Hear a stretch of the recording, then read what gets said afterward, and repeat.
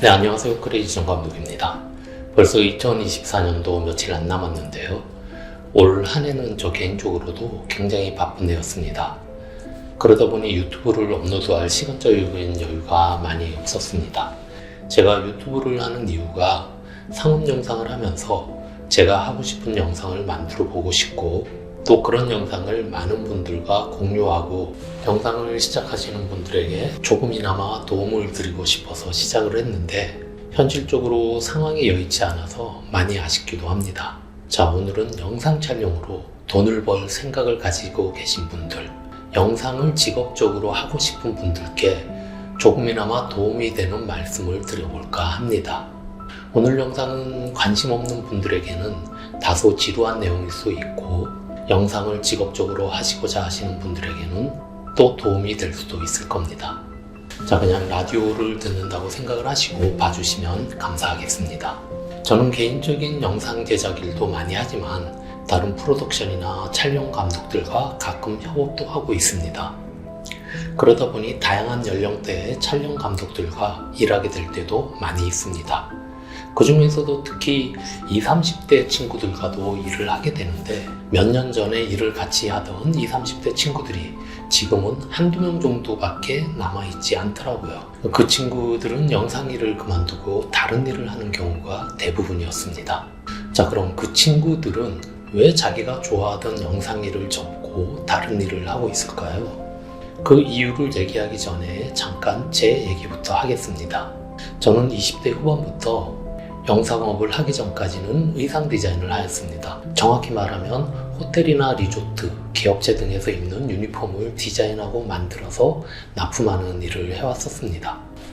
저희 일은 특급 호텔 등을 상대로 일을 수주를 하기 때문에 유니폼을 디자인을 해서 품평회를 통해 선정되면 일을 진행하는 프로세스로 진행이 되었었습니다.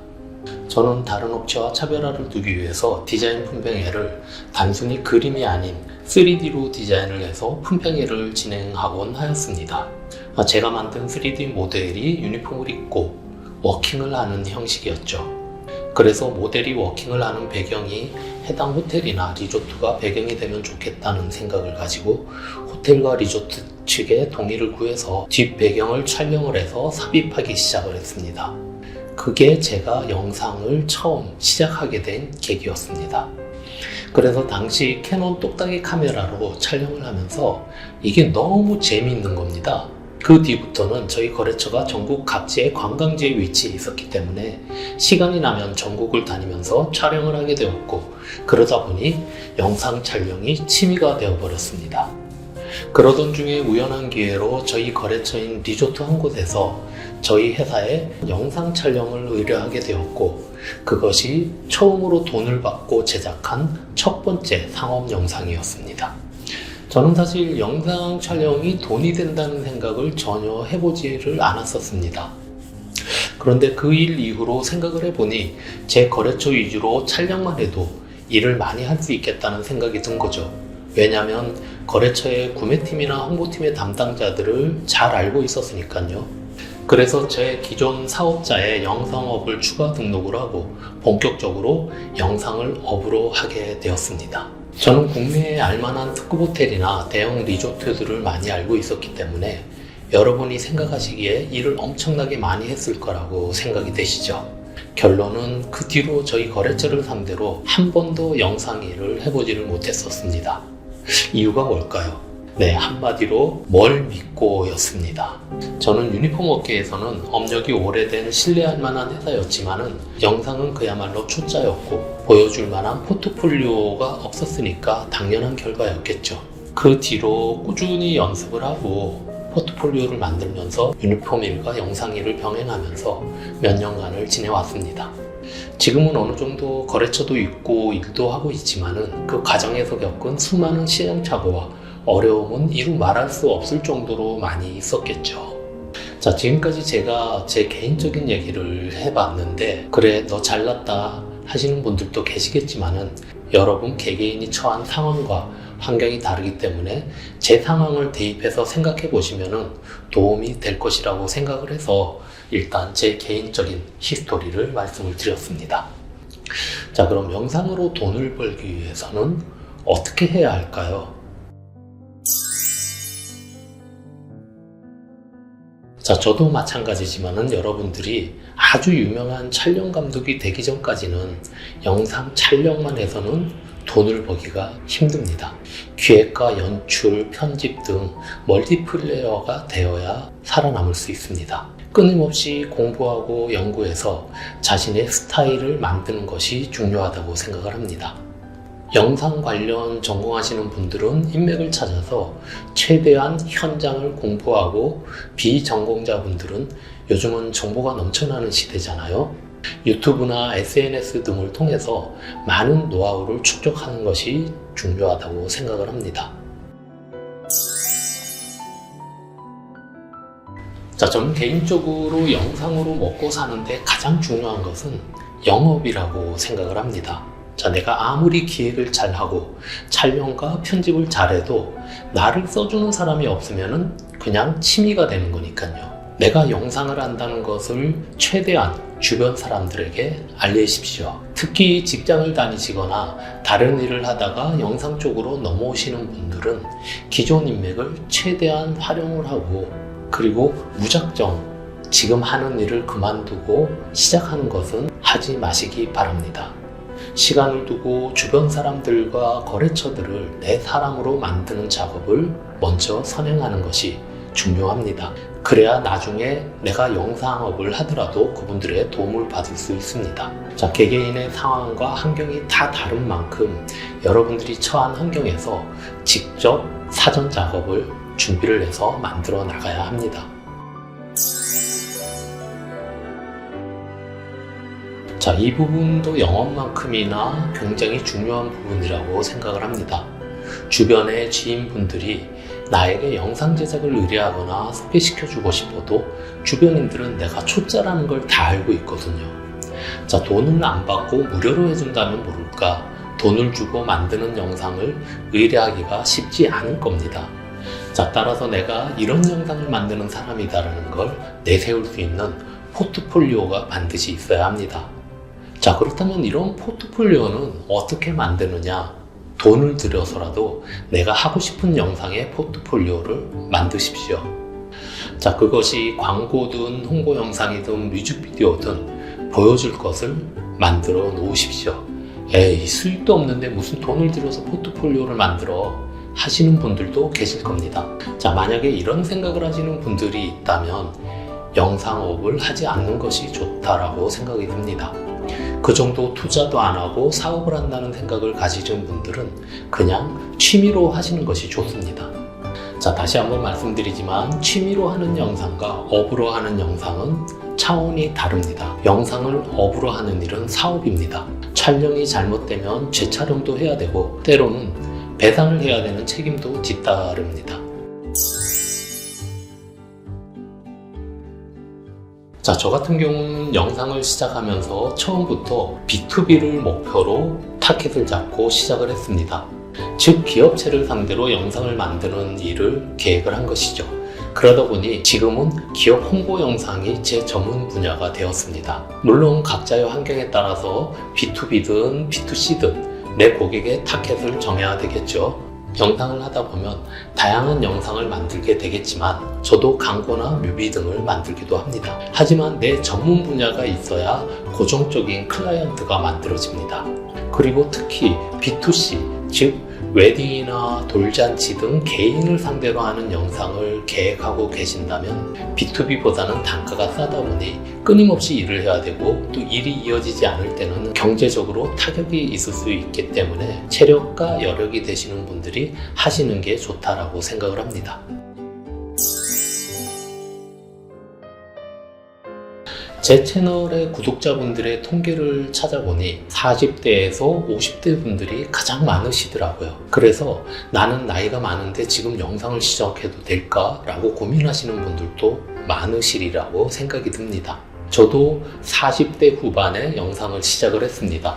물론 20, 30대에 시작했으면 좋았을 걸 하고 생각한 적도 있지만은 늦은 나이에 제 적성에 맞는 일을 찾아서 영상을 직업으로 바꾼 것에 대한 후회는 1도 없습니다. 제가 열심히 해온 의류업을 그만두고 영상업으로 업종을 바꿨을 때 동종업계 사람들은 저보고 다 미쳤다라고 하더군요. 그런 소리를 하도 많이 들어서 제 채널명이 크레이지 정감독이 됐습니다만, 어떤 일을 하든지 간에 나이는 크게 제약이 되지 않는다라고 생각을 합니다. 제 주변에도 늦은 나이에 시작을 해서 자리 잡은 감독님들도 꽤 계십니다.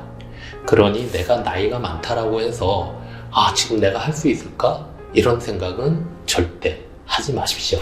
그냥 시작하면 됩니다.